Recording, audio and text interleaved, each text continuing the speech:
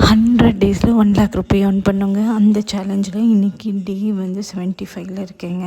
முக்கால்வாசி வந்துட்டேன். ஆனால் ஒரு 50,000 கூட கலெக்ட் பண்ணல. அது முன்னாடியே நான் சொல்லியிருந்தேன்.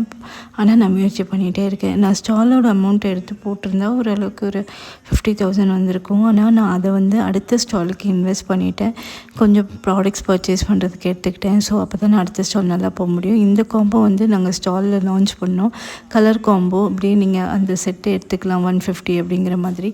இந்த காம்போ நிறைய பேருக்கு பிடிச்சிருந்தது. நிறைய பேர் இந்த காம்போ பர்ச்சேஸ் பண்ணியிருந்தாங்க. அங்கே வந்து ஒரு கேமும் கண்டக்ட் பண்ணாங்க.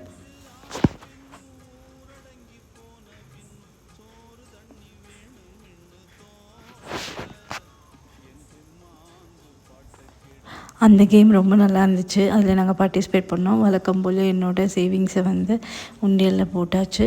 அதை வந்து நோட்டும் பண்ணிட்டேன். நாளைக்கு எவ்வளோ சேவ் பண்ணேன் நாளைக்கு பார்க்கலாம். Take care. பாய்.